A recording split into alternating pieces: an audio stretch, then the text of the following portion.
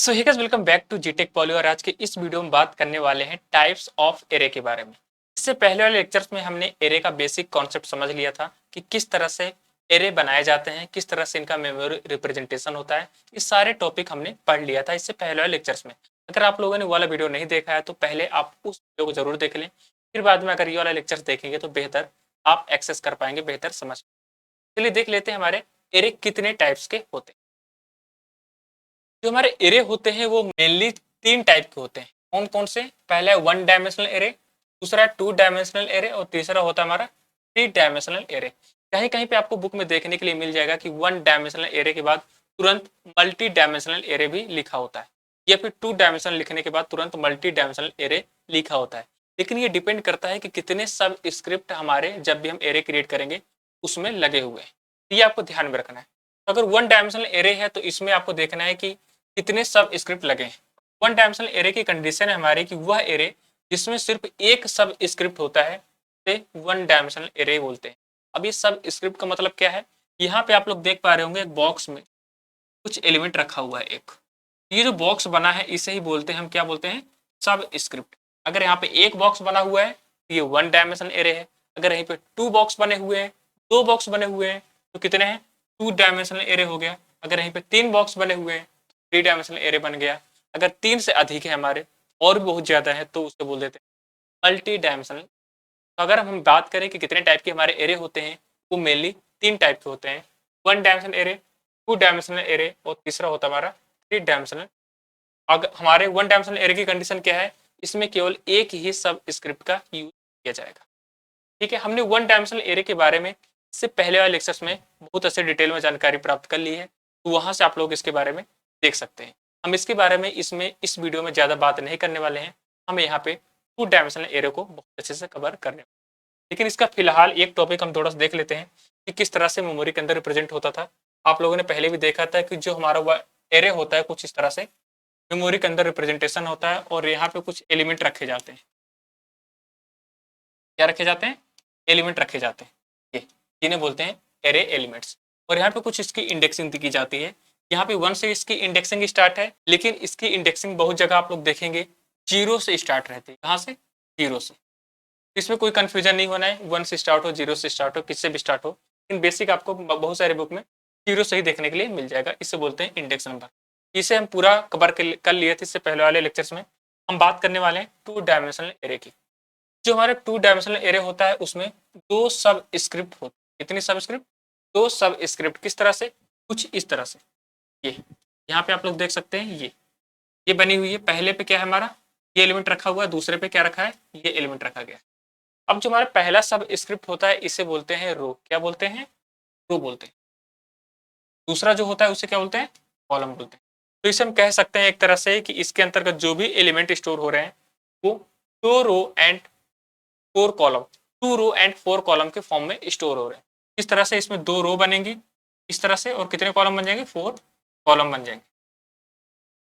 अब इसमें जो डेटा स्टोर होता है वो एक टेबल के फॉर्म में हो सकता है, मैट्रिक्स के फॉर्म में होता है। तो इसलिए हम इसे बोल देते हैं टू डायमेंशनल एरे को मैट्रिक्स तथा टेबल भी कहते हैं, क्योंकि इसमें जो भी डाटा स्टोर हो रहा है वो यहाँ पे कुछ इस फॉर्म में स्टोर हो रहा है, रो एंड कॉलम के फॉर्म में। रो की कुछ नंबर यहाँ पे दी हुई, कितने रो हम यहाँ पे यूज करने वाले हैं, और कॉलम भी यहाँ पे बता दिया गया है कि कितने कॉलम हम यूज करेंगे। यहाँ से आप लोग समझ सकते हैं इस एग्जाम्पल से। ये पूरा हमारा 2D एरे बना हुआ है। ये हमारे इंडेक्स नंबर है। ये चीज, ये भी इंडेक्स नंबर है। ये रो है हमारे, आप देख सकते हैं ये रो हो गए, इंडेक्स नंबर हो गए, ये कॉलम है। तो कुछ इस तरह से हमारा 2D एरे शो होता है, टू डायमेंशनल एरे शो होता है। अब इसे सी में रिप्रेजेंट की बात करें कि सी लैंग्वेज के अंतर्गत किस तरह से एरे को रिप्रेजेंट किया जाता है, कब कैसे इसका सिंटेक्स लिखा जाता है। तो जब भी हम सी के अंदर प्रोग्राम बनाते हैं तो जब भी हम एरे शो करेंगे तो सबसे पहले यहाँ पे अपना एरे बनाएंगे और यहाँ पे इसकी कुछ लेंथ देंगे कि कितनी लेंथ है इसकी। दो रो एंड तीन कॉलम की यहाँ पे लेंथ इसकी बताई हुई है। अब इस जो हमारे लेंथ इतना दे दिया गया है इसके अंतर्गत इसी के अकॉर्डिंग एलिमेंट रखे जाएंगे। अब यहाँ पे दो रो बनाए गए हैं। पहला रो हमारा ये हो गया और दूसरा रो हमारा क्या होगा? ये हो गया। तो दो रो हो गए। अब यहाँ पे कॉलम कितने हैं? तीन कॉलम है। तो ये कॉलम देख सकते हैं। अब यहाँ से भी समझ में नहीं आ रहा है आप लोग तो यहाँ से भी समझ सकते तो यहाँ पे 2 रो हमारे बन गए, ये इसकी इंडेक्सिंग दी हुई है और ये इसके कितने कॉलम है, 3 कॉलम दी हुई है। ये इसके इंडेक्स नंबर है 0 1 2। अब यहाँ पे 0 इंडेक्स पे रो के फॉर्म में अगर देखें तो कितने एलिमेंट स्टोर है, पहले रो पे 3 10 20 30, दूसरे रो पे 40 50 60, कुछ इस तरह से इसमें एलिमेंट हमारे स्टोर है। कॉलम में कुछ इस तरह से फॉर्म में हमारा चलेगा ये, ठीक है। तो इस तरह से कुछ हमारा 2D एरे शो होता है। आपके बुक में, बहुत सारे बुक में आप लोगों ने देखा होगा, ऐसे ही आपको फिगर के फॉर्म में दिखाया जाता होगा 2D एरे ये है हमारा। अब लेकिन यहाँ इसकी रिप्रेजेंटेशन की बात करें कि मेमोरी के अंदर किस तरह से इसका रिप्रेजेंटेशन किया जाता है।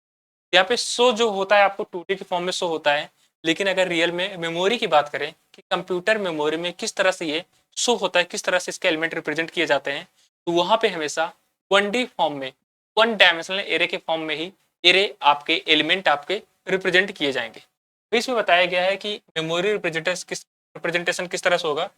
When 2D array get stored in computer memory, it cannot be stored as 2D way।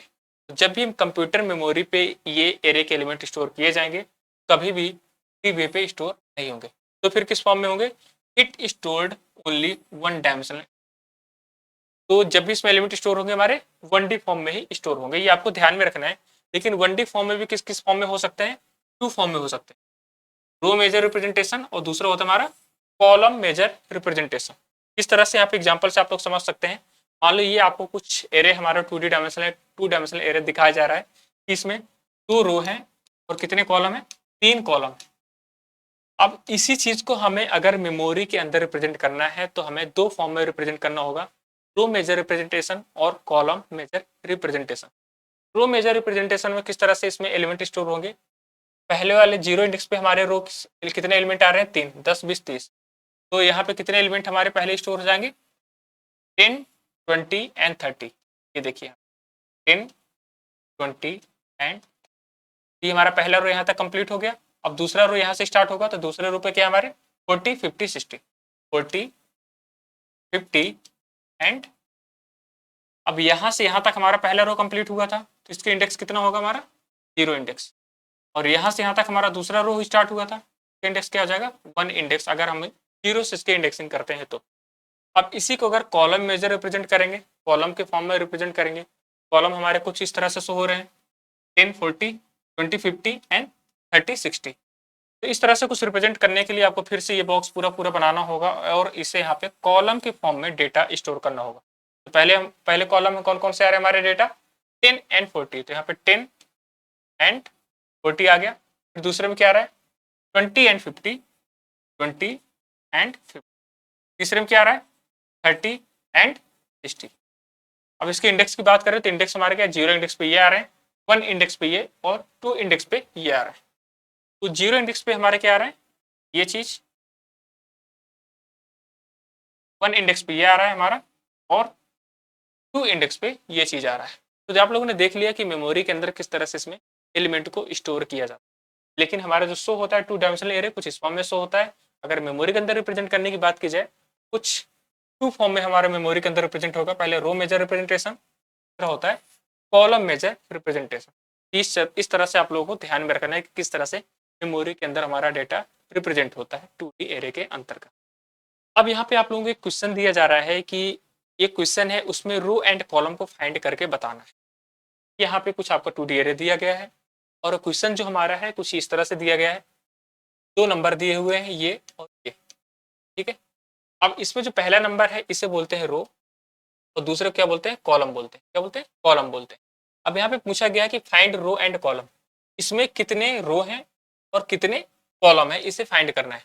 अब यहाँ पे छोटा नंबर दिया गया है तो हम इसे कैलकुलेट करके तुरंत फाइंड कर सकते हैं, देख के भी पता कर सकते हैं। लेकिन यहीं पे कैलकुलेशन अगर बड़ी हो जाती है, नंबर बहुत ज़्यादा दे दिए जाते हैं, का जो लेंथ है ज़्यादा हो जाती है, तो वहाँ पे कैसे कैलकुलेट करेंगे। उसके लिए हमारे पास एक फॉर्मूला आ जाता है। फॉर्मूला क्या है हमारा, number of row equal to upper bound minus lower bound plus 1। ये होता है किसके लिए, रो के लिए। अब यही फॉर्मूला हमारा कॉलम के लिए भी हो जाता है, number of column equal to upper bound minus lower bound plus 1। अब यहाँ पे आपको अपर बाउंड और लोअर बाउंड फाइंड करना होगा कि अपर बाउंड क्या होते हैं हमारे और लोअर बाउंड क्या होते हैं। यहाँ पे आप लोग देख सकते हैं जो हमारा पहला एलिमेंट है इसे बोलते हैं लोअर बाउंड और दूसरे वालों को क्या बोलते हैं, अपर बाउंड। ये हो गया रो का। कॉलम की बात करें तो इसका भी पहला एलिमेंट ये होगा हमारा लोअर बाउंड, और दूसरा जो एलिमेंट होगा वो होगा अपर बाउंड। तो यहाँ पे बस इसके नीचे जस्ट सिंपली यहीं से वैल्यू उठा के रख देनी है आपको। अपर बाउंड की अगर बात करें रो के अंतर्गत, तो अपर बाउंड रो के अंतर्गत क्या है, 2, यहाँ पे रख देना आपको 2, माइनस लोअर बाउंड क्या है हमारा 1, यहाँ पे 1 कर देंगे, और फिर लास्ट में हमारा क्या रहा प्लस 1। 2 माइनस 1 करेंगे तो कितना आ जाएगा 1, और 1 और 1 मिलकर कितना हो जाएगा 2। तो यहाँ पे हमारी रो की संख्या निकल के आ गई कि रो की संख्या हमारी कितनी है 2। यहाँ पे अगर हम चेक करेंगे तो रो की संख्या कितनी आ गई, यहाँ पे आप देख सकते हैं 1 2, तो रो ये हो गई हमारी रो निकल के आ गई। अब इसमें कॉलम की बात करें तो कॉलम की संख्या कितनी है, तो अपर बाउंड कॉलम में कब लिखना पड़ेगा हमें, तो कॉलम का अपर बाउंड कितना है 3, माइनस लोअर बाउंड कितना है 1, लास्ट में क्या है प्लस 1। तो 3 माइनस 1 करेंगे तो आ जाएगा हमारा 2, प्लस 1 तो कितना हमारा कॉलम की संख्या आ जाएगी 3, और कॉलम की संख्या हमारी यहाँ पे कैसी है, देखते हैं आप कितने कॉलम है हमारे 3 कॉलम। इस तरह से हम किसी भी जो हमारा 2D एरे है उसे उसके रो एंड कॉलम को फाइंड कर सकते हैं अपने फॉर्मूले के हेल्प से। नेक्स्ट क्वेश्चन आपके लिए है ये वाला, इससे आप लोग करेंगे, लेकिन इससे पहले हम इसका रिप्रेजेंटेशन देखेंगे कि इस वाले मेमोरी का किस तरह से रिप्रेजेंटेशन होगा, इस वाले एरे का किस तरह से मेमोरी के अंदर रिप्रेजेंटेशन होगा।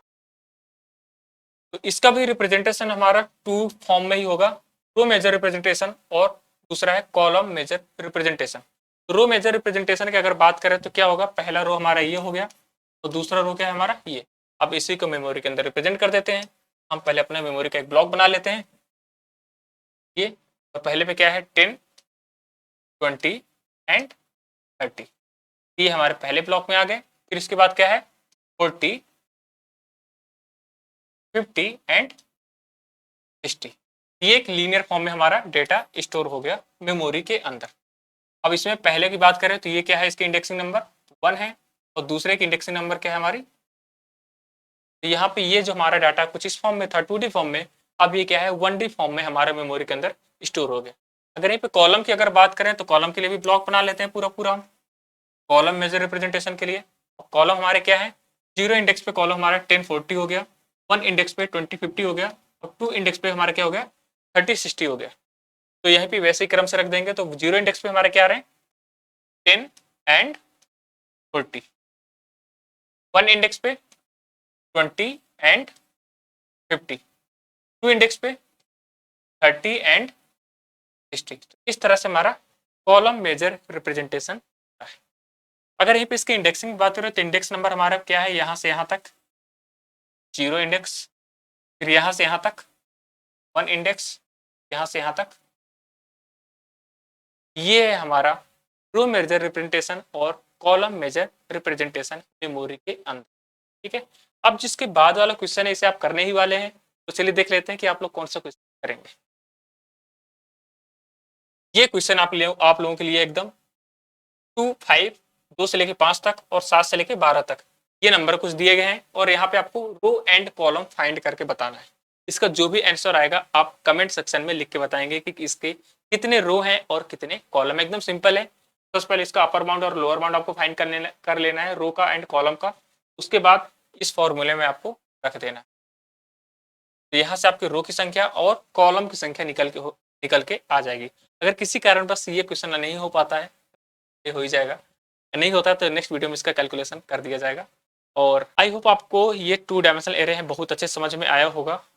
आप आने वाले लेक्चर्स देखना ना भूलें। अगर कोई भी क्वेरी इससे रिलेटेड कैसे भी होती है तो आप कमेंट सेक्शन में जरूर पूछें, हमारी तरफ से पूरा रिप्लाई उसकी देने की कोशिश। अगर आप लोगों ने हमारा IWT internet and web technology के लेक्चर्स एक्सेस नहीं किए हैं तो डिस्क्रिप्शन में उसकी लिंक मिल जाएगी, वहां से IWT के लेक्चर्स आप एक्सेस कर लें। ठीक है, thank you so much guys, मिलते हैं बहुत जल्द अपने नेक्स्ट वीडियो।